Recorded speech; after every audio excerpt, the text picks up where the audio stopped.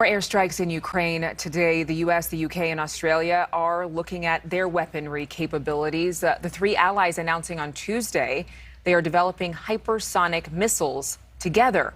This could be a game changer because these weapons are so fast they cannot be intercepted by missile defense systems. And as Joe Khalil reports, the U.S. just recently tested this technology. Joe is live for us this morning with more. Good morning.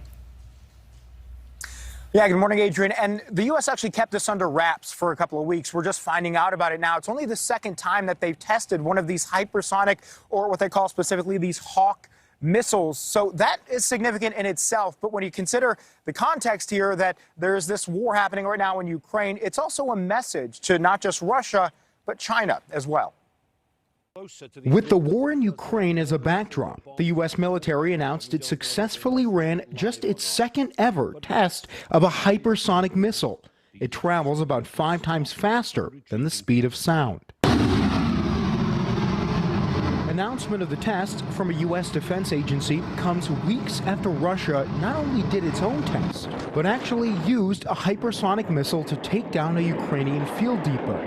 The first time in history such a weapon has been used in combat. Russia's a nuclear power, and so as we make these decisions, it would be irresponsible for us not to think about making sure we don't escalate this conflict. Pentagon spokesman John Kirby said Sunday the U.S. had canceled a previously scheduled hypersonic missile test to avoid escalating the conflict with Russia. We are confident in our capabilities in terms of ballistic missile capabilities. But this week, that decision shifted.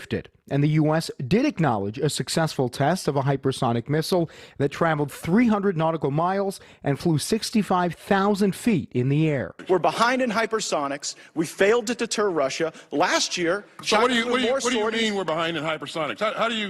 Who's ahead in hypersonics? How do you make that assessment? Tuesday, a heated exchange between Secretary of Defense Lloyd Austin defending the U.S. missile capabilities and Republican Congressman Matt Gaetz making the claim the U.S. has fallen behind China and Russia.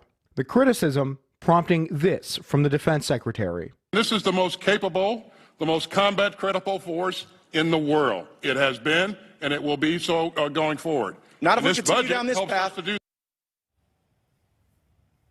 want to elaborate one quick point on that exchange. The military officials are saying there's a difference between pure numbers of these missiles and the technology and capability, the advancement that different countries have.